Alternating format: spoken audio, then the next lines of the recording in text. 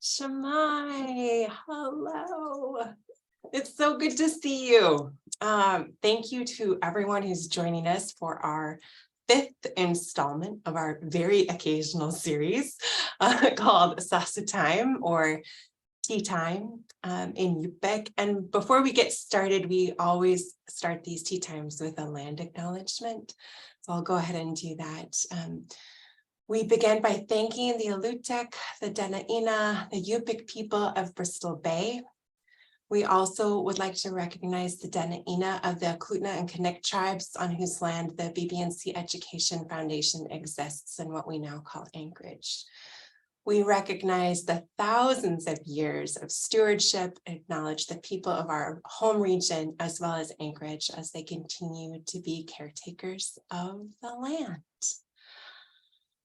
I also, before we get started too far, wanted to acknowledge the folks who have funded our series. So Sarrsa Time has been made possible in part by a grant from the National Endowment for the Humanities, the Sustaining Humanities through the American Rescue Plan, in partnership with the Association of Tribal Archives, Libraries, and Museums.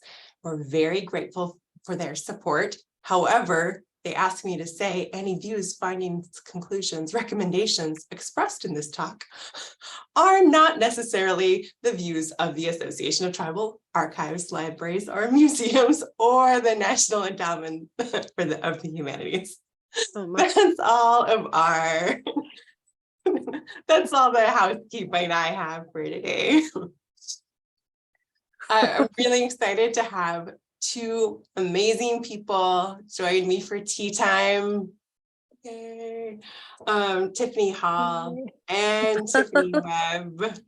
Our topic for today is recovery.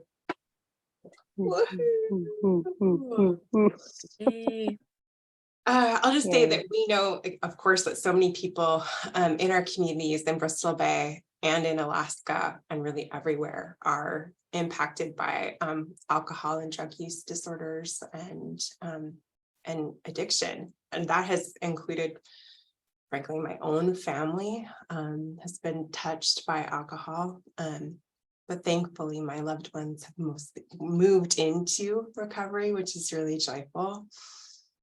So I think it's common, but also like it's not inherently like part of us. Like there's healing, there's light, there's so much goodness. And I think that that's what we wanted to celebrate today, as like that I think would be a really wonderful focus for a conversation. So our two amazing people who are joining us for tea time. And I think just a reminder for the people who are out there maybe in YouTube land or on Facebook and viewing this video is that it's a conversation. We really hope that it is a conversation. So even as we're playing this movie on Facebook, folks want to chat us, we'll be online chatting with people and providing some resources. And we'll make it available, like I said, on Facebook and YouTube. And now I'm gonna open our real tea time and sit back, and I would love for each of you to like tell us about yourselves. Tell me about yourself. Who wants to go first? I'll just say Tiffany Hall. I'm picking. Okay. Tiffany Hall. I thought you were going to just say Tiffany and then just leave it up to the universe, which Tiffany. Could just fight it out. Yeah. So I am Tiffany Hall. I am the executive director at Recover Alaska. We're an organization that works to reduce excessive alcohol use and harms across the state. I am also a person in long-term recovery from co-occurring alcohol use and mental health disorders. I have a little over 13 years of sobriety now. I am also, thank you. I'm also a single mom of a toddler who may or may not find her way into the room today. And yeah, I was born and raised here in Anchorage and lived out for about 10 years, no, 12 years, but have been back for 10 years now, and really grateful to be here. And really grateful to be specifically here with you all on this call. So thanks so much for the invitation, Alicia. Absolutely. Yeah, thank you. And thank you, Tiffany Hall. I know Tiffany Hall's work is many times has helped me.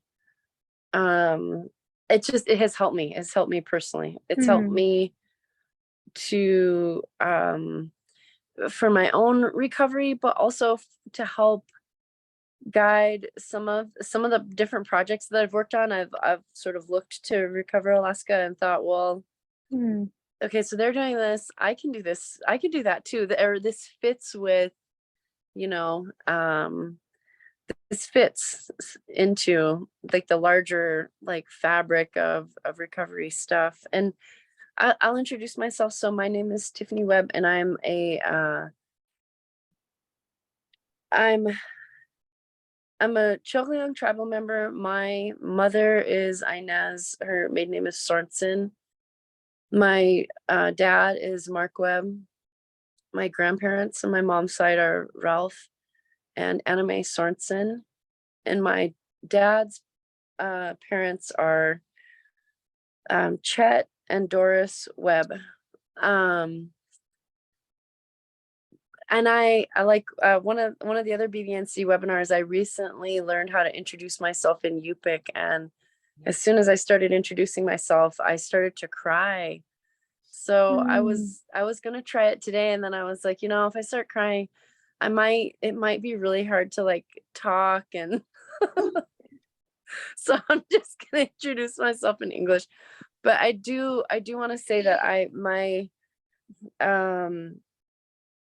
many people in my family have struggled with severe mental health symptoms, substance use, and I identify as being in recovery today, and I think I've been in recovery from substance use for maybe, it might be 18 years, it might be 19 years. It's I can't remember exactly, but I'm also in recovery from a lot of other things that go along with just like feeling good, just being a person that feels good in the world.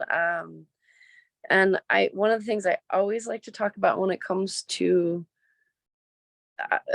being a tribal member and especially living in the region is lateral oppression. Lateral oppression or internalized oppression and recovery are like, you should never talk about one without the other.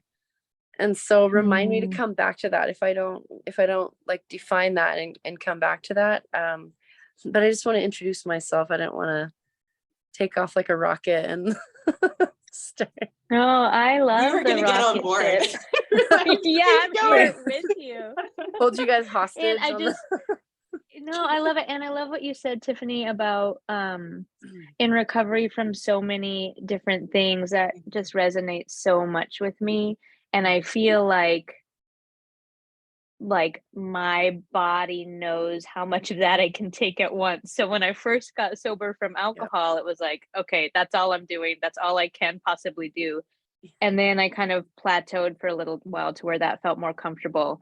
And then it was like, okay, brain, like now I also get to think about recovery from, you know, different sexual assault experiences from that substance use.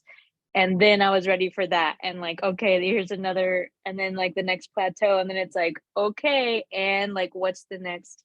I just feel like it's constantly, and it's not always up and over. Sometimes it definitely is down also. Don't want to forget that part. But I just really love the way that you said that. I really loved it too. And I love how you just described that, Tiffany Hall, because it was one of the questions that I was thinking about as we were getting ready for this call was like, what does recovery like mean to each of you? Like, what does it mean? And then I've been studying, I think maybe one of you knows I'm in school right now as well. And so I've been studying about like all the fluidities in our lives, right? Gender fluidity being one, and that we exist in these spectrums, right? We're not one thing or another. And so when you're saying that, I'm like, there's a fluidity in recovery too. And I was so curious about that. It's like, it's so easy, I think, to try to put us in boxes of like, you're one or the other, or you're in or you're out, or, you know, and that's not how we live our lives. So maybe I'll just like ask, like, what does it mean, you know, for each of you?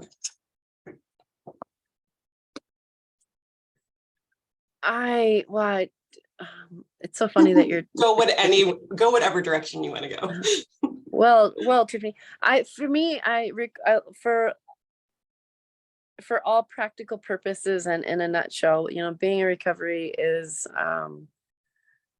not getting high, whatever that means, you know, whatever way people get high, not altering my consciousness with chemicals or in any other way, and then not being an asshole, like, you know, sorry, I hope I could say that on the I think so. But you know, because that's there a lot of the for the most part, a lot of the times when I would relapse, it was because I had done something that I was really embarrassed about, or I felt really bad about, and or I would relapse like just in case, like, well, just in case I do something stupid, I'm gonna make sure that I'm not, you know, that I'm not gonna have that much awareness of it. And so I think that for me, it's the substance, you know, not putting that in my body, but also not being kind of like a toxic person, or using any emotion, you know, to harm myself. I think I guess that would be also cultural reclaiming, living more in alignment with what I know to be true about my ancestors, and how we lived before other people came with other cultural views and changed how we lived. That was really harmful, and I feel like my recovery has been recovering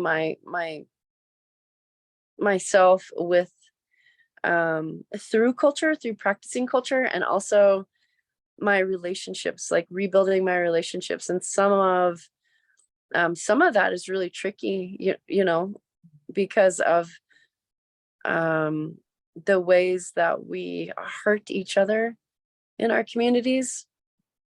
So it's also about ownership. It's heavy on ownership for me, and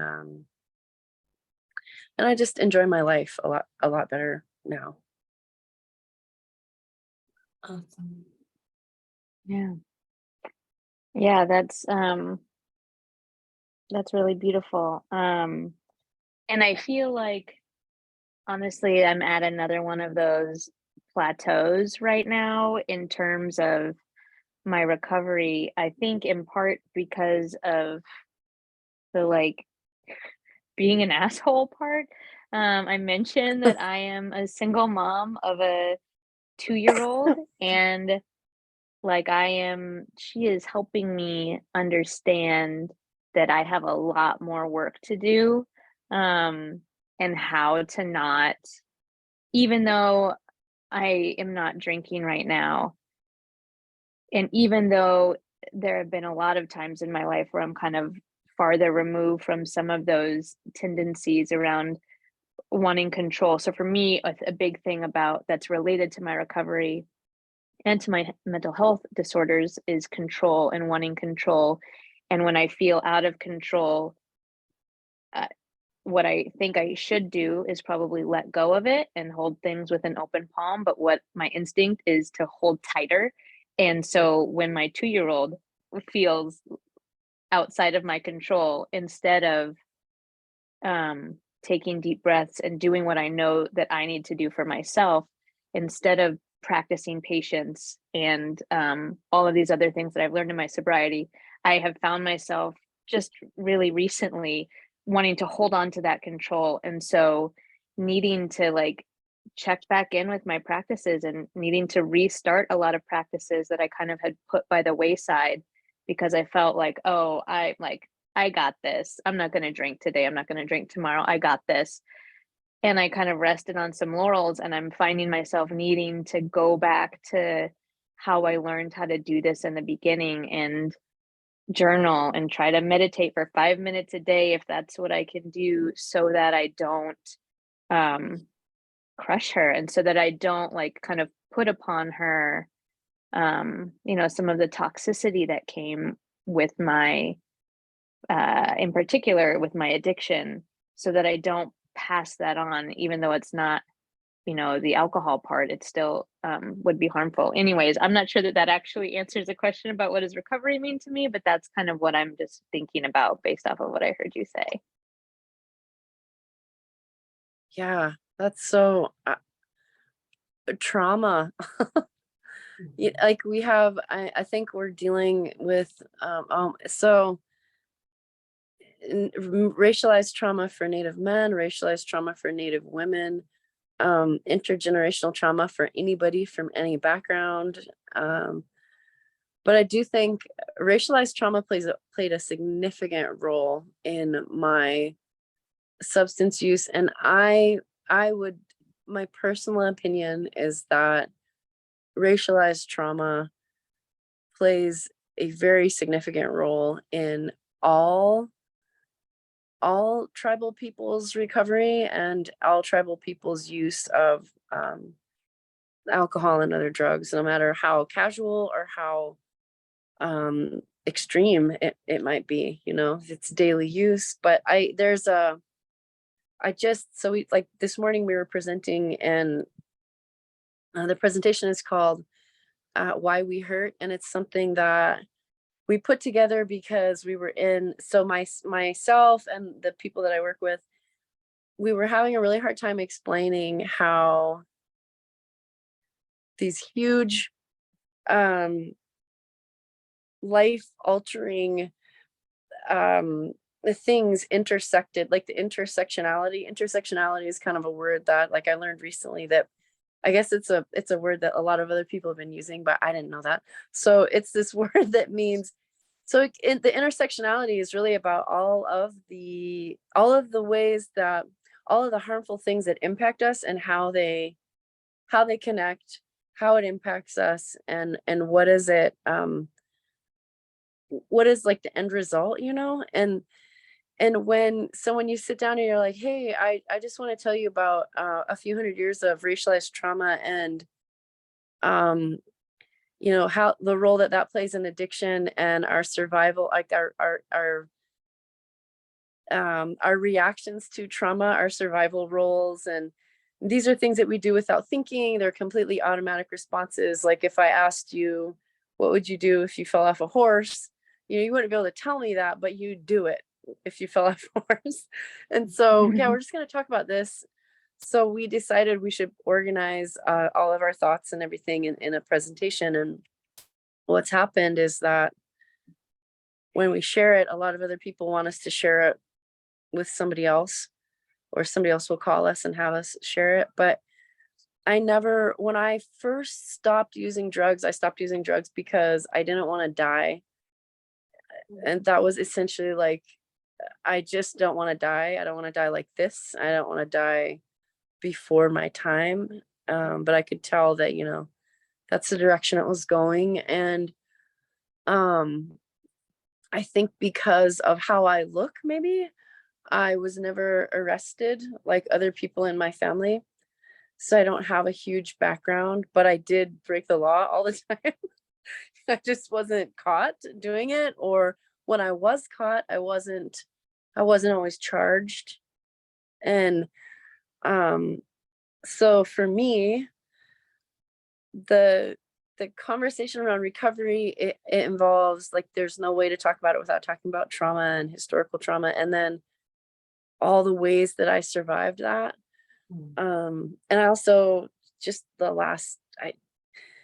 the way that all this hurt piles up on top of us, it's hard to remember who we are. It's hard to remember who we were before that hurt.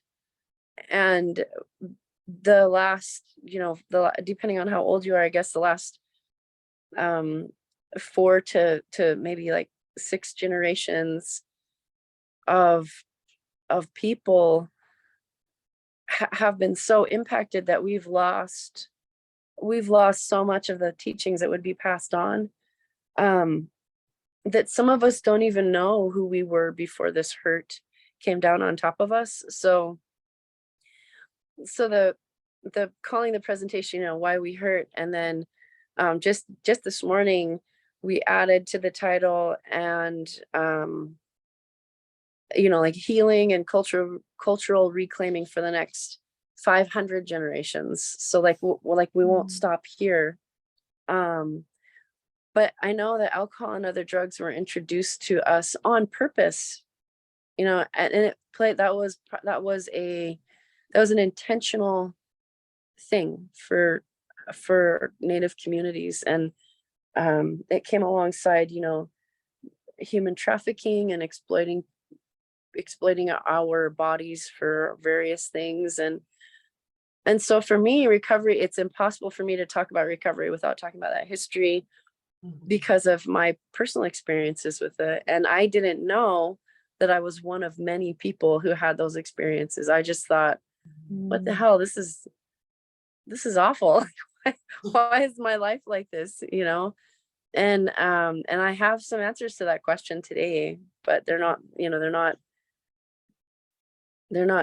answers that I'm happy about, but it's the truth of what has happened to us for the last few hundred years. So it's sort of like me, but it's also everybody else. Yeah.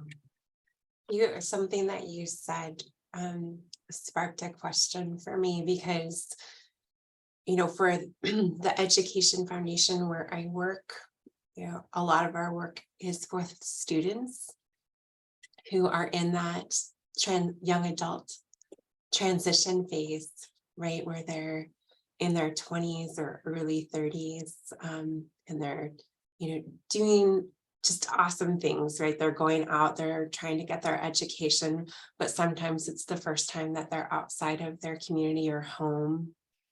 And a lot of these things are hitting them. And you said something about, it's like that age of when you're trying to figure a lot of things out, like your identity and who you are, and then also like, why is the sucking so bad? All of that. I'm just, as you reflect back, because I think we're all safe, we're all not in that college age maybe bracket. Well, I'll speak for myself, I'm not, but speaking, as you think back, or you would talk to a student now, what are some of the things that you would want like our students to know? Big aunties. Tiffany Hall, what do you think?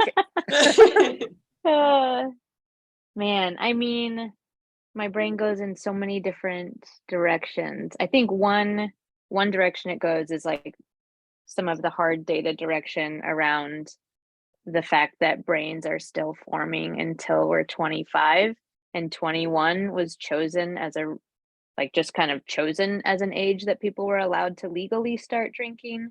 And that's only semi-recent that was changed. And before that was 18. And that when I was younger, I didn't know that I wasn't supposed to drink before that, because it meant it would make me much more likely to have a substance use disorder later in life.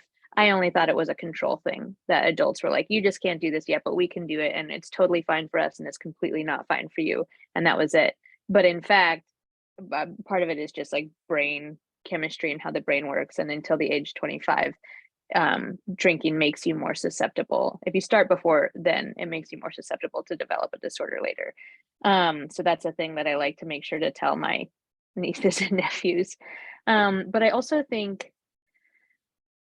going back to, why does this suck so much? And also Tiffany, you talked a little bit about how alcohol was used purposefully as a really as a tool of oppression, and that is very much true with Indigenous people, as far as I can tell, everywhere in the world, that colonizers used it as a tool insidiously with the folks they were trying to colonize. And it's also a tool of oppression for every minoritized population. It's used purposefully against women. It's used purposefully against LGBTQIA two-spirit folk. It's used purposefully against anyone who already has something on them, which is why also it aligns so much with trauma, because regardless of your background, when you have that trauma, you are more vulnerable. You are made more vulnerable.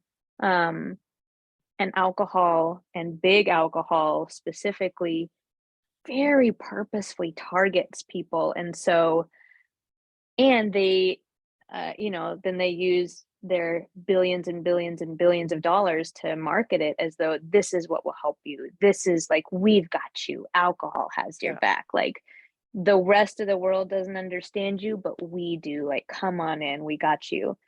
And it's just, I mean, it's obviously, it's just backwards. That's the exact opposite of the truth. A lot of times people talk about the opposite of addiction is not sobriety. The opposite of addiction is connection. And whether that's connection to other people, or connection to culture, or connection to some kind of higher purpose or meaning, or something kind of outside of oneself.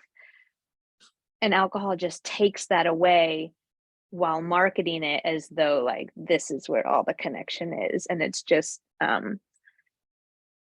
so I guess what I would say to folks is to just like try to see through all of those like kind of lies that are being fed to us, and recognize that, so like, alcohol did not used to be the norm and does not have to be the norm, and in fact isn't as much of a norm as everybody thinks. We know, according to numbers, that about 3/4 of high school youth don't drink alcohol, but well over half of them think that everyone is drinking alcohol. We know that 1 in 4 adults does not regularly drink alcohol, and at least 1 in 10 doesn't drink alcohol at all. And yet we who don't drink are always made to feel as like 1 in a million and wrong and outside of the norm. And so I guess it would be to really just like, believe in who you are. That's simple thing. But like, try so hard to listen to like what you actually want instead of what you think people are telling you. Yeah. The first thought I had was, you're smarter than you will ever know, and also nothing.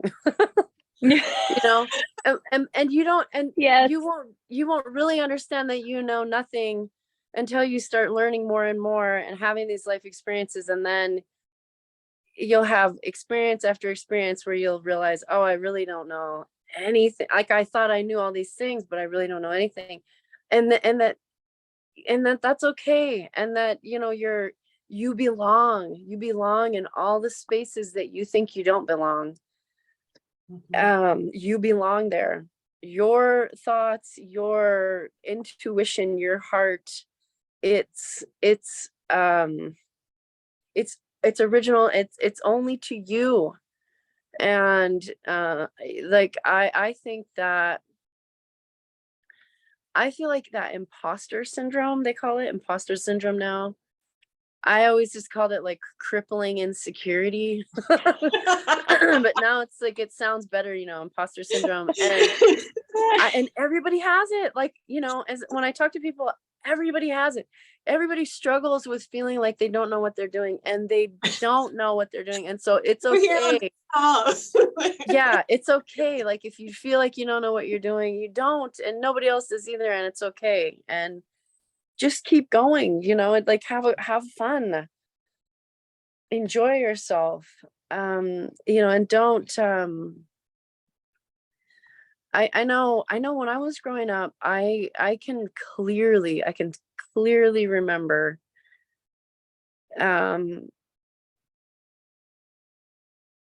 feeling like, I'm really trying to think, like, how do I say this in a good way?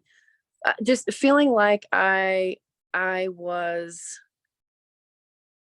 really, really not smart, and that I would never have a place, like, what am I gonna do? What am I gonna do with my life? Because so far, um, like, as a teenager, I knew I was willing to take risks, and so people thought that was cool. And I could drink really hard, and I could smoke a lot of whatever it was, and people thought that was cool. And I still don't really understand why, but that was like, it wasn't cool. It wasn't cool. What's really cool is when you don't care about being cool. That's what makes you cool. When you don't care, when you are so authentically yourself, just be you. Don't worry about fitting into what somebody else thinks that you should fit into, because they probably don't even fit into that. And I know my son is 8, and I went to his parent teacher conference yesterday, and when I was walking in there was never a part of me that was worried about him academically. I could kind of care less about that.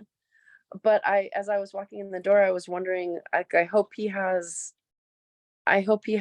friends, and I hope they're nice to him, and I hope he's not bullying anybody. I hope that nobody's bullying him. Like, my mind was on, his relationships with the people with, and then I was thinking, I hope his teacher is nice. And I can't, as my life as I've gotten older, I have realized more and more, nothing has ever been important to me the way that the relationships with the people that I love are important. And they become more and more important as you get older. And I wish that somebody would have told me when I was younger, don't worry about the brand of jeans that you're wearing. Don't worry what size they are. Don't worry what kind of car you're driving. Worry about how you treat people, and don't let anybody treat you bad. And I'm sure probably people tried to tell me those things, but I was more worried about that other stuff because I wanted to fit in. And that was a big part of why I took so many risks with drugs, because I thought, well, people like me when I do this, or they think it's cool, because I don't know why, because I don't know why they think that exactly. But I can remember thinking, people really like me when I do these things. And that was that was a big part of how it started. I wanted to ask you both, because I think we talked about how prevalent it is in our communities and in Alaska.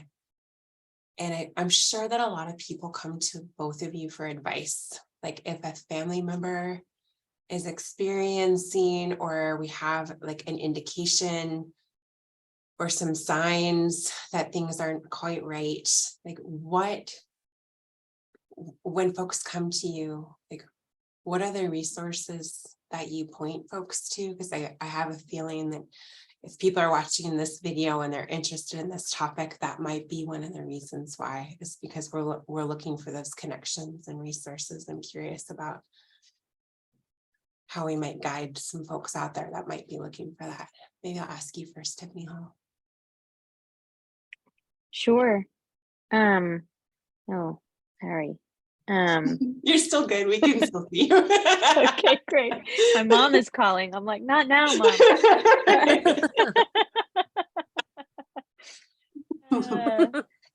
Oh boy. So I I feel like some of the things I often say in that situation are like, first and foremost, to remember compassion, like before we start going down any road anywhere. If it's a person calling about a loved one who's struggling, or if it's a person calling for themselves, to just like try to remember that we're all like, none of us know anything, right? And that we're all just trying to do our best with the resources that we have. And so to try to just like lift up that shame or guilt or anger or fear or whatever it is just a little bit, so that we can take a bit of a breath. And then they're like, okay, what's something practical? So, at recoveralaska.org, we have a bunch of different types of resources. We have an anonymous screening tool, so somebody can fill out for themselves or for another person or with another person how much they're drinking, so they can see sort of where they stack up and whether it is broaching problematic or not. A lot of times, for me, whenever I did those, I mean, no, I don't think people do those if they don't have any kind of a problem, Yeah. unless they think it's like hilarious. But like for me, like one sign that I was looking for that. But sometimes for a loved one and they are worried, it can at least help them feel a little bit more aware of what norms are and what is considered kind of which different level. But then we also have lists of different resources. But now I tell them to call. We have someone else in our team, Sarah Platt, who's a provider. And so she can walk through with people and kind of hear the issue and hear what they're looking for, and can better guide them toward different like specific resources, whether that might be looking for inpatient or looking for outpatient or looking for detox. But that just feels like a lot. And so, and another thing is that sometimes those resources don't always include cultural connection, which we already heard Tiffany was talk about as being really important. And going back to research and data, we know that that is pretty universal, that especially for Indigenous people, connection to cultures tends to be very helpful, more helpful than more Western treatment. And so just trying to look at the resources that exist, and people can also look on our website to do a search for where they are in the state and what might be available close to them. And then after we get off the phone with them, we try to make some phone calls to people like Tiffany Webb out in community to better understand.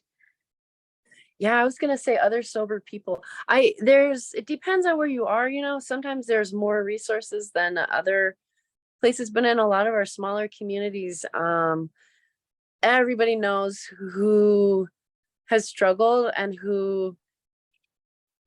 who's doing well now, so like I know CATC has a really good peer work program where they can help kind of like walk you through all those steps, because it's so complicated. Like you said, it's a lot. And whenever anybody's like, do you think so and so has a problem, and I'll be like, yeah, because you're asking me that question. And so yeah. And one thing that I've used a lot is just I'll say, do you know so and so? Because when when people that use drugs together, like we all know we all know each other, and then in the smaller the place, the smaller the community. One thing that I've seen change over the last several years is that I remember when I had my first assessment, like if you lose your license, or if OCS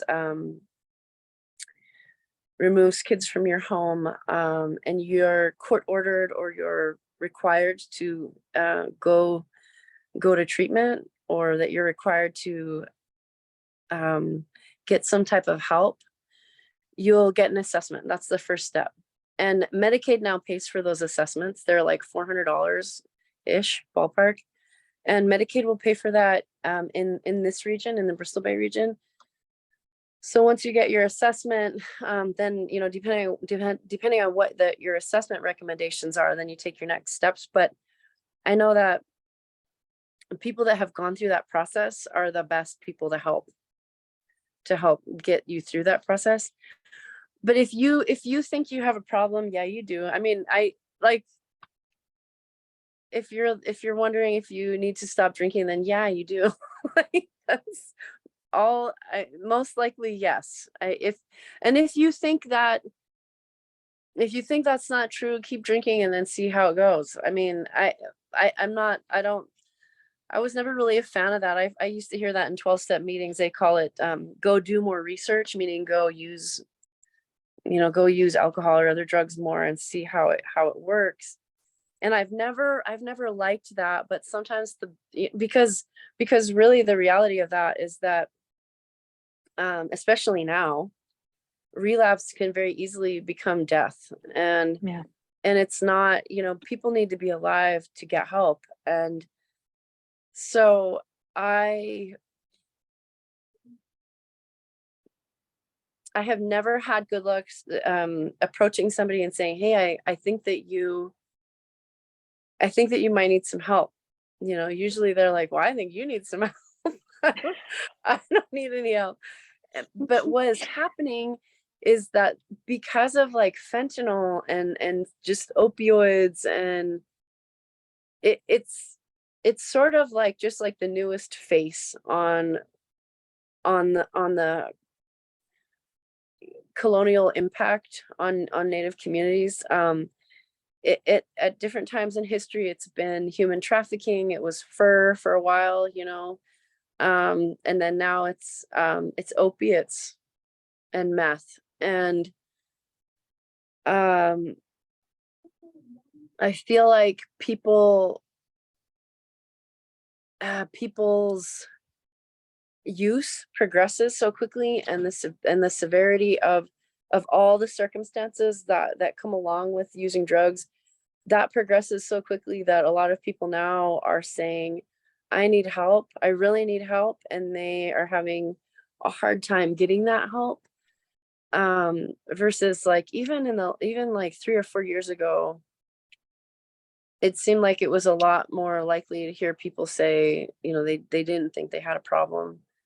Like I worked at a treatment center, and it was kind of this, people would come in and they would go to treatment, but a lot of them thought they didn't need help. They didn't need treatment. They just needed to learn how to drink right. And so a few years went by, and then what was happening was people were calling and they were like, I need help. I think I'm going to die if I don't stop using these drugs, and I'm really scared. But then they couldn't get in fast enough, or they'd get in and then they'd start to detox and get really sick, and they would walk out. And some of them didn't make it back. A lot of people in our region have been dying and overdosing. And so if you think that you have a problem, or if you think that somebody else has a problem with a drug or with alcohol, it is a really good chance that yes, that's facts, and you do. But also, I really like what you said about compassion and not judging and not putting labels on people, because people just recoil from that. It's not that helpful. Also, I think sometimes that's the only language people have, and so I try not to. It depends on the person. If it's somebody that's older, I try not to get too hung up on language. But if it's a younger person, I think sometimes, and I hope that doesn't, I don't know how that's, now I feel like I shouldn't have said that, but it depends on the people, I guess, just on how they respond. But now I can't even remember. I can't even remember the question. Well, and I think I brought it up earlier because too, we do want to be careful with language, because we don't want to harm, right? That is always the fear of like causing, I think, more harm. And you mentioned that earlier. And I had said to Tiffany Hall, like, I also worked actively in Recover Alaska, but that was 6 years ago. So I'm always careful. I want to make sure that our language changes. We learn new terminology like intersectionality, which I'm going to go look up and for later. But also just to make sure that we're, just being respectful and kind of keeping it up. So I think invite you both for, gracious correction as well. Like, even if you hear, something that doesn't sound just quite right, or our language has changed, because that's helpful for me to know, and I'm sure other folks too. Before we maybe, I just wanted to say a couple other things that I Yeah. was thinking about hearing you, Tiffany, talk about like how to help or when people need help. And so I like what you were saying a lot about like, if you think you do, or if you think somebody else does, they probably do. And another thing that we think about at Recover Alaska is this idea of kind of raising up the bottom. And like, one way that I think about alcohol or talk about alcohol is that, it's not about the numbers. It's not about, oh, when you have this many per day or this many per week. It's about when it starts having more negative in your life than positive. And so that can look really different for really different people. And I think that in our brains, a lot of times we think, oh, that person has a problem when they've been arrested, or they've lost their house, or they've lost their family, or they've lost their job, or, all these things have to happen before somebody's bad enough to get help. And that's a thing that I would love to see shift. And as soon as it starts becoming more negative than positive, that's a good time to examine your relationship with that substance and think about if you can pull back a little bit so that it stays in the positive range. And for some people, that positive is 0. And for some people, that positive is a little bit some of the time. But really kind of shifting the mental model of thinking we have to be at this like absolute worst before it's time to get help, because that's when it's Yes. also hardest to get help. And then another thing, like when you said, it's not, you haven't always been successful when you say, hey, I think you need help to somebody. Another way that sometimes I try to have those conversations is back to something else you said. You're just full of wisdom, Tiffany. And the idea about impacting relationships, if you had one thing to tell young people, it's all about worry about how you treat people, and how they treat you in return. But a thing that I have found to be more successful in talking to somebody about their substance use is not about like, you're doing this, you said that, you, but rather saying, this is impacting my relationship with you. And I feel like, like you're no longer living the values that you had when we really became close. And I need to keep myself safe, and I am being impacted, and to help them see how it's, because at least for me, when I thought it was just me, then I could harm myself for as long as I wanted to. But when I finally could see how I was impacting other people in a different way, that really helped me to shift my way of thinking about it. Yes, thank you for saying that. Yeah, Tiffany, you just so beautifully modeled like nonviolent communication. Like, that is exactly what I've learned in terms of how to communicate with folks around like establishing the barrier, communicating what I need, and just observing, rather than threatening. And I think that that's a really important frame. So thanks for bringing that up. Yeah. I think I wanted to go back and, well, I have 2 directions. Maybe it'll be choose your own adventure, because they're wildly different. One, I wanted to make sure that we got back to lateral oppression, because you brought it up at the top, and I wanted to make sure that we go there. Also, we've talked around a little bit about this tie to culture, and our native cultural activities and recovery. And I want to hear more about that. And I think that you're doing a lot of work in this area too, Tiffany. So I wanted to maybe highlight, allow you to highlight some of the cool work that you're doing. So that's one area that I think we could explore first. And then after that, I'll seed a thought for, I work, I now work at a foundation where focused primarily around education and culture.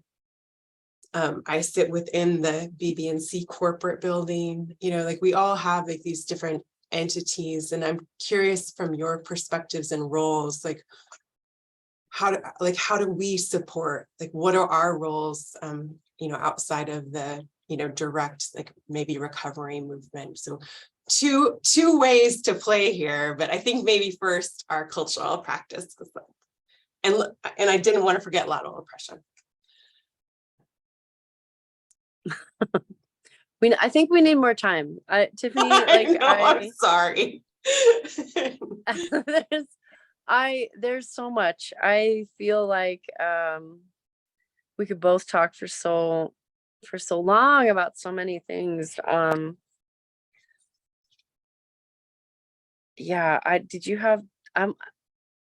feel like sometimes when I get going, I really can't stop. So I think you should go I think you first. should get going. I feel like anything that I'm gonna say about ties to Alaska Native culture is what I've learned from you and other Alaska Native folk. So I would love for you to get going on this, and I'm just gonna take some notes. Okay. Well, so lateral oppression, there's a man named EJ David. I didn't say his name right. EJ David, and he's at UAA. He's a professor. Probably you guys both know him. If you don't, he wrote Internalized Oppression. He wrote The Psychology of Oppression. He wrote Brown Skin, White Mind. And then he wrote another book called, I think, I can't remember. It's it's like a more personal book. The other books that he wrote are more like textbooks. But if you wanted to learn more about internalized oppression, and in that lateral oppression is really kind of he talks about it. But what happened with colonization, we were heavily exploited, and we experienced a lot of violence, and it changed our community structure. It changed our relationships with ourselves, with the land, with the animals, with each other. And so Eduardo Duran is a family therapist. He's a Native man from either Central America or South America. And the way that he describes internalized oppression or lateral oppression is he was told from his elders, it's sort of like an arrow of violence is shot into us, and then we become violent, and we become that oppressor. We take on the characteristics of a colonizer, and we might even identify more with colonizer culture and the power, and this is I feel like this is very prevalent in our tribal political systems, our Native corporations, our nonprofits, our Native nonprofits. So what happens is we take on these characteristics, and then we begin to harm each other, because we know that we can't really push back to where that violence originally came from, but that violence is not of us. And so what happens is we have people in our own families who might sexually abuse us. We in our own organizations, other Alaska Native women who might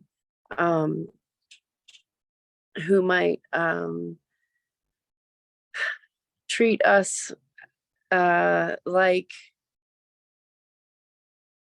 they will embody misogyny, or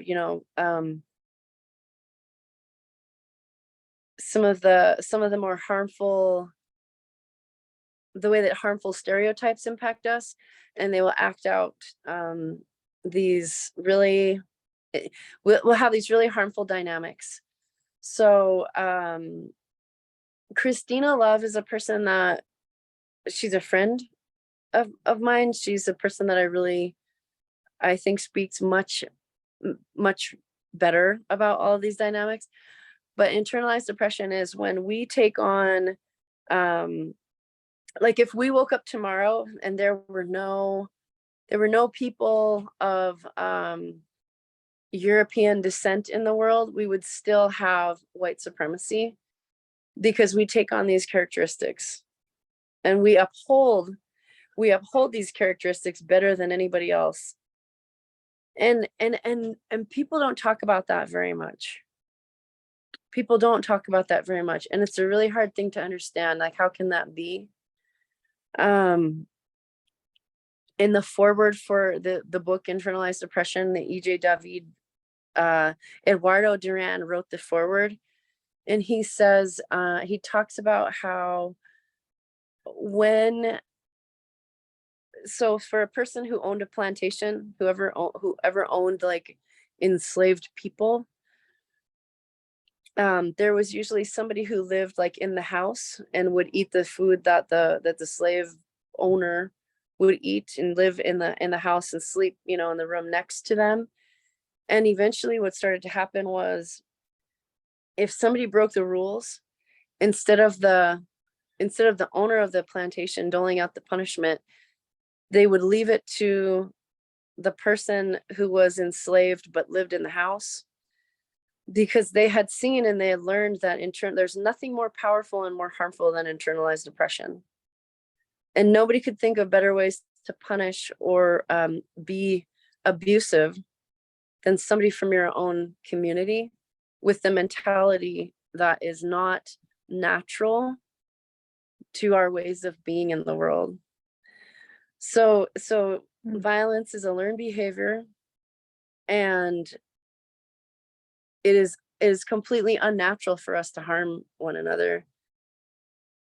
Our traditional ways, our traditional stories all teach about the importance of relationship and the importance of patience, the importance of not holding a grudge, how to handle your emotions, and how to handle some of the complexities of interacting with other people. And that was like that was the most important thing, was how we interacted, how we treated each other. And so for myself, I could speak for myself, and for for the people that are really close to me. What I have seen is that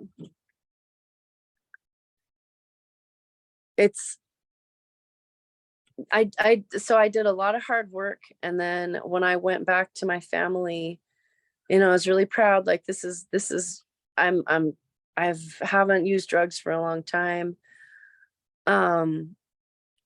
People were happy. They were really happy, but there were also a lot of people that were like, yeah, but we know you're going to go back to it, or I'm glad that you're not using drugs now, but you're still the same person. Like, I know who you are. I got your number. And that chronic negativity and that internalized depression and that lateral oppression was one of the most challenging things that I have faced in my life, for just in general. And when I was really newly in recovery, I still had that unbelievable feeling of, I don't know, self-loathing is not even like it doesn't really communicate how I felt. Like, I felt so less than, and I couldn't even really describe it. I couldn't even really admit it to myself. But because of that, I was really, really hypersensitive to what other people thought of me or how people saw me. And what I see is, I see people work really hard and then they go home, and the community, like their community, the ways that we're coping with the couple hundred years of violence, the ways that we're coping with the passed down trauma is a lot of people use chronic negativity. And so to work really hard and be, have made this progress and then go back into an environment where you're being hurtful, other people are being hurtful, and it just goes back and forth. It's kind of an impossible situation. And we have a lot of myths that we believe about substance use and mental health. And some of those myths are really universal, but in Native communities, we have higher statistics for a lot of we have higher negative statistics. And it's not because there's anything wrong with us. It's the way that intergenerational violence has impacted us, and it's the way that racialized trauma has impacted us. And that lateral oppression it's impossible to get out from underneath that. It's impossible to get out from underneath that. The only solution is to really call it what it is and to go back to the traditional teachings where we care about each other. We treat each other with, true respect, authenticity, that we have real relationships with each other, and we know how to do that. We know how to do that. That was taken from us, but we can get it back. Like, we still have it. We still have it in our blood. It's in our bones. It's in our skin. It's in our hair. We have genetic memory we have the genetic memory of the thousands of years of healthy, like, thriving people. And that's who we really are. And the last few hundred years have been rough. We have the intergenerational trauma, and we have a lot of negative statistics in our community, but it's not because we're doing anything wrong. It's because we are reacting to a few hundred years of violence. And so as that relates to recovery, we have to know that and understand it, so that we really do support each other in the way that we need support in order to get better and to stay healthy and to be happy. I mean, like, nobody's going to stay in recovery if life is not, if you're not living life, if it doesn't feel good, it has to feel good. And we like, as communities, we can really help people feel good and feel welcomed by looking at those dynamics. And I'm not, it's not easy to do. I'm not saying, just address lateral oppression and a few hundred years of, colonial violence. It's really hard, but it can be done. It can be done. I know it can be done. And I will see a day where, in my lifetime, I will see where kids are like, what's colonial violence? I don't know. Some kids probably don't know what colonial violence is, but like, that they won't see the impacts of it in their daily life all around them all the time. That's beautiful. Yes, sign me up for that vision of our future, for sure. I'm curious as to how, when you were saying, the things that make us happy, the things that make us feel good. And I'm always struck by when we're doing our traditional activities, it's like tapping into the life force. Like, that's how it just feels like so good. You're doing the right thing. And to your point, it's like that memory also feels like it's there in a lot of cases. And I'm curious about that part of your work, like the culture, like, how are you celebrating culture in your work? Oh, it's dancing, like traditional dancing. Your sister makes earrings, right? My sister makes earrings. Yep. And then sharing traditional foods and being that safe person for someone that they can come to, and you're not gossiping about them later, or looking down on them in any way. Like understanding that, all of the things that have impacted us in a really negative way are the things that we had to do to survive at the time. And if we hadn't been able to do those, we might not be alive. And yeah, they were harmful, but we're still here. We're still here. And those, I think, celebrating that we're still here, and then just like, it's amazing, the connection. Sometimes I recognize how privileged I am to live in the community where my ancestors lived. A lot of us are disenfranchised from the land that, the land and the foods that our ancestors stood on and ate. And like, when you're in that place, you just feel it and you just know it. And I don't know, I know that like there's shareholders all over the region, but if possible, if people are able to go home and be in the place that, that they came from for any length of time. I know that like all of our cultures have stories about that, and have teachings about how when you stand on, the land will call to you. Like you're connected there, just like you're connected to your family and your people.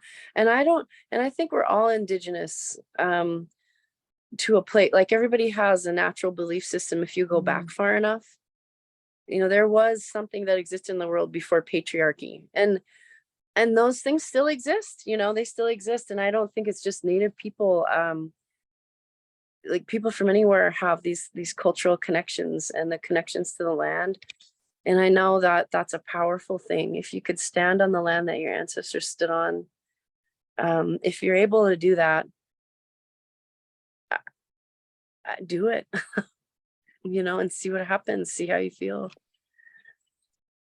It reminds me of, and I think I shared with you, our dear elder Marie Paul had passed in December, and we're still in, grieving the recovery of her. But that is something she always said to us was, go to the land. The land is healing whenever you need that healing to go out. So thank you for that. Really good reminder.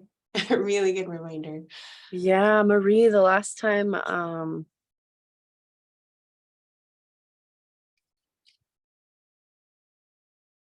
know, sorry.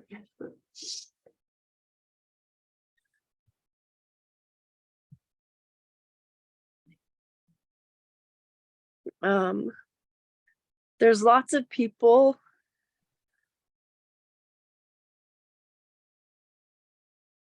who have been in leadership roles, or who find their way to a position of power, and they forget who they are.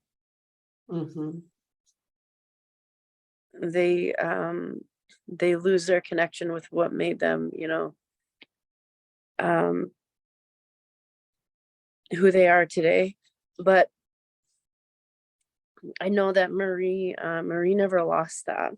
And when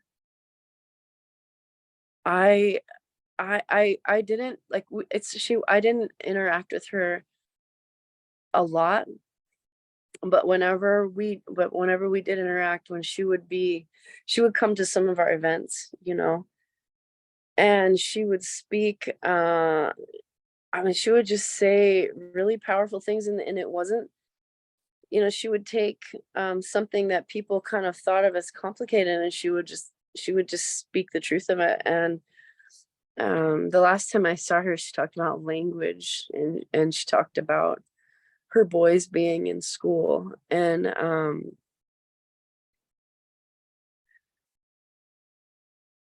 for her to be such a powerful advocate, to stay connected to our teachings and our languages, I appreciate that. I so appreciate that. There's so few Marie Falls. There's so few people that have even been able to keep connection to their language and their culture. And then some people, when they get into a role of leadership, they're afraid to talk about it because of racialized trauma, and so they won't. But Marie always did talk about it, and I really appreciated that about her. She would also love this conversation. I'm just thinking because this topic was so important to her. She'd have lots to say. Lots to say and be really proud, I think, of the work that you're doing, Minnie, and just having us together. I did want to just, I think it's an invitation, because maybe this is my own belief, that we all have a role to play in our community health. We all have a role to play in supporting our communities into recovery. And how do we do that? You know, how do we connect the resources? How do we connect companies, foundations, you know, especially in a place like Bristol Bay that we all love, you know, Tiffany Hall, you're on board of our Bristol Bay love. Yeah. How do we do that? Like, what does that look like? And I think I'm looking for an invitation. I'm looking for challenges in terms of like organizations.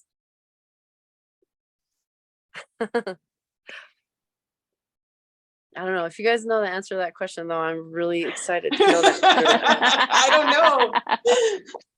don't know. You know, I don't know either, even though that's like what we've been trying to figure out for the whole time I've been at built Recover a statewide Alaska. collaborative, right, around this topic. So tell us about it. Yeah. I think, well, especially since you're at a foundation, I think that one of the struggles that we have encountered, and that we have encountered both as a grantee and as a grantor, so I'm not trying to absolve us here. But in terms of like giving money, and I think this is actually going to relate to a lot more than just giving money, it's really trust, and it centers back on that building trust, and that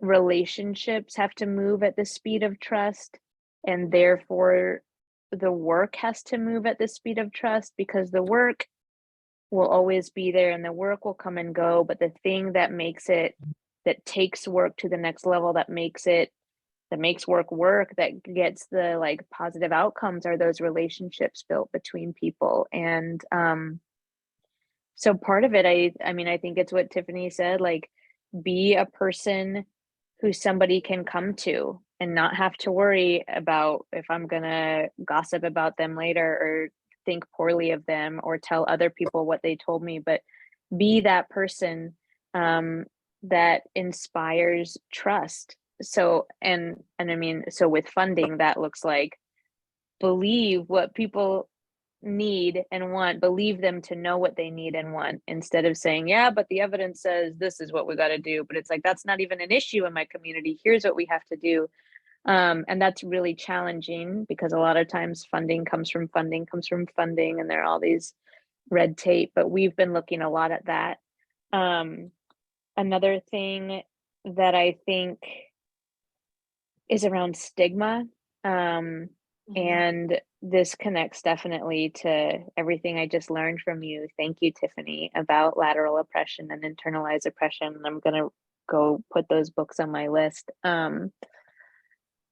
But that's another area that we're going to be definitely moving more into in the future. But even recently, I was on the Anchorage Opioid Task Force as it's getting started, and we did this big 2-day brainstorm session with all these people in the room about, okay, what are the barriers, what are the opportunities, and which barriers impact each other, so that we can see kind of what's at the root. And the two that everything pointed to were stigma and oppression. And so really trying to, for us as an organization, it will be trying to address the power structures that are imbalanced within our own organization, and then up and down, like kind of to create less up and down and try to flatten that hierarchy. And I don't know exactly what that looks like yet, but we're going to be working on it. And then the other piece is really about stigma.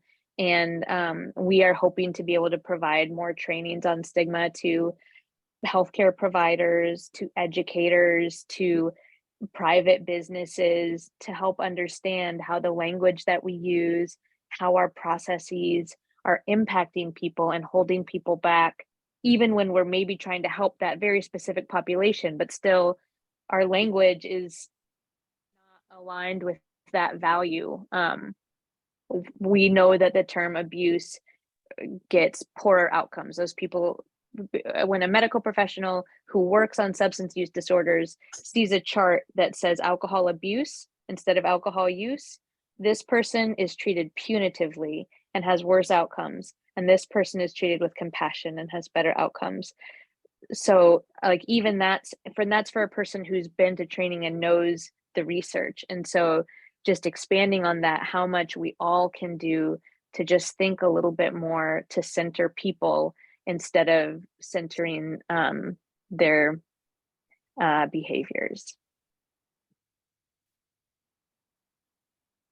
Yes. To all of that, yes.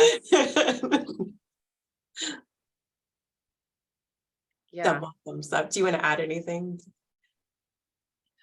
I can't think of anything. I have a quick story about stigma though. There was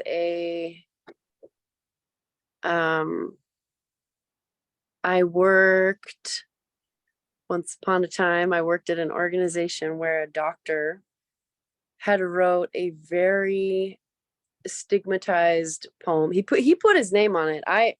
It was published and it wasn't that old, but it was a poem about, he worked at a tribal healthcare organization and a woman came in and she was seeking opioids. And in this poem, he says, that he didn't give her the what she was asking for. And so she got mad and she said she was going to call her sister who was a board member or something like that. And then he gives her a different drug that puts her into, like detox, and she's in pain, but she can't really move. And so it's sort of like he's saying, haha, I win, you lose. You can't push me around. And so somebody gave that to me, and it was like everything in me to keep my head from exploding. I was the anger, it was more than anger. It was like a rage. And so I sent off this email to the people that I thought could address it. And they were really, one person didn't respond and the other person responded in a very like cryptic, weird way. They were really afraid. And so I asked another doctor, I called up this doctor and I said, hey, have you seen this? And she's like, yeah, I've seen it. It makes me sick. It's awful. And I said, yeah, like, well, but what do we do? Because this is a person providing care to people that are never, like for the most part, the people that he might do this to, they're never going to talk about it. They're never going to say this happened to me. And she said, well, hold on. I don't know. I've only seen him provide good care. And I said, well, yeah, you would see that. He wouldn't show to you what he's going to show to somebody else. He would never show that to me either. I would never get that treatment from him because instinctively he's going to know better. So when it comes to stigma, a lot of times when we're talking about it, like people are like, just like you said it earlier, just believe the people. Like when people tell you what's going on, believe them because it's true. It's so rare that people say things out of, I think it's really rare. And the research shows that it's really rare that people say things out of spite. People usually tell the story of what happened to them and then they're not believed. And so, as far as organizations go, I have nothing to add there, but what I do know, and this is, I learned this from Christina Love. She says, the people that are closest to the problem are closest to the solution and the furthest from resources and power. And if we center their voices, we will be able to get so much done so quickly if we just listen. I think that's perfect. I think that's Mhm. exactly right. Yeah. Well, I think we'll start to close this amazing tea time, but I had one more question that I thought I would pose for you both as we're ending our time, which is, tell me something that you find like inspiring out in the world, something that you're excited about that gives you hope, and send us off in a, like, I guess in a good way. Gosh.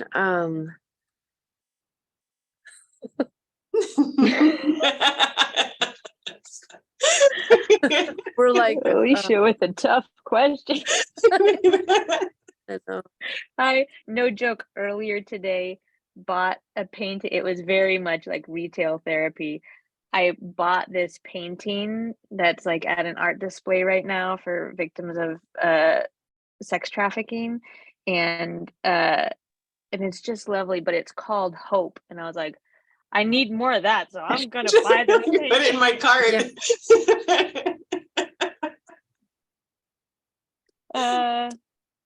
No, I think I have been thinking about this a little bit recently. I reflected back on my first meeting at Recover Alaska, and I didn't even work at the organization yet. Alicia knows this because she got me to come there. And it was a room full of 22 incredibly powerful people around the state. And the way I was introduced to them all as like the new director of Recover was by playing my video of recovery. It was the first time any of those videos that we made, the day one videos, had been seen publicly. We had no idea if people were going to like them or make fun of them or worse. And that was the only way that this group was introduced me. And that's the only thing they knew about me, were those 2 minutes of me talking about my experience with addiction. And at the end of that meeting, we all went around the room and said, what's your hope for Recover moving forward? And a lot of people had very tangible things or some kind of lofty goals. And we've met some of them and we're working towards some others. And my goal was that soon it wouldn't have to feel brave to just be alive in that space with that reality.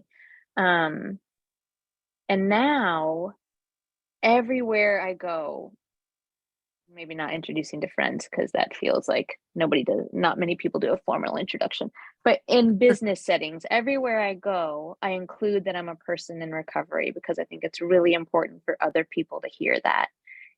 And I'm not the only one. Like, I go to meetings now and I'm not the first one and I'm not the only one. And back then, and this is only 7 years ago, back then, people would come and find me after meetings and kind of take me aside and say, hey, I'm in recovery, or hey, my uncle's in recovery too.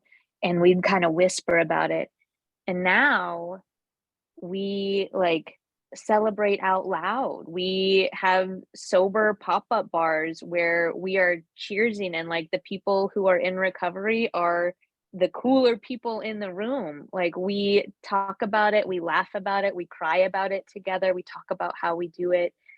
And that burden of shame is still unfortunately the norm right now, but it's not the only way anymore. And I can see that shift starting to happen.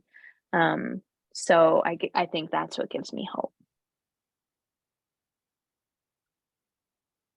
I love that. Me too. My kids give me a lot of hope. I think I think something that really inspires me is just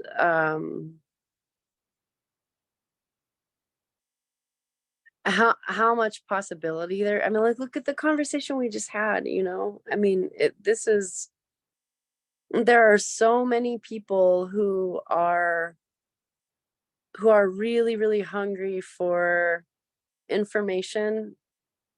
And, you know, people want to feel good. They want to feel happy. They want to feel, they want to have more peace, you know, they want to feel safe. And like all the things that you just talked about, like I think what keeps me going and what keeps me doing this work, because this is not easy work, is that there's more and more safety every day. And the more people that, you know, that tell their story, the more safety there is for the people that are maybe still afraid. And I don't know, like my kids really, my boyfriend has 3 kids, and then I have a son, and then we have a baby together. And to see their little relationships and how they interact, and how just like how they're such interesting, fun people. I have to know that as they get older, that some of the things that I've had to face or come to terms with. I mean, I have to believe that some of those things that won't be there for them. I know they'll have other things. I don't know. The environment is kind of a dumpster fire right now, but maybe, you know, these other things won't be so bad, and dealing with the environment will get a little bit easier. I don't know. But I really do believe, like, a lot of times people are like, wow, change is slow and you have to, like, no, it's not. Okay, maybe, but maybe it could be fast too. And I have to believe that we can impact change, and that we are impacting change. Like the stuff that you talked about, that I want to see that happen quicker, like at a faster pace. And I do believe that it's possible. And maybe people think I'm nuts, but I really believe that it's possible to change these things, and like in our lifetimes, you know. So good, Krayana. Thank you to you both for joining us for a tea time. Come back anytime. I feel like this was part one. Every time we have one of these conversations, I'm like, let's do another one, because it's just so rich, and I've learned so much from both of you. So thanks so much. And we'll sign off from our recording, but stick around for a second. I'm going to stop and say thank you to everybody who tuned in too, out there in the universe. Maybe we could say goodbye to them out there. Thank you so much. Thank you. Yeah, thank you.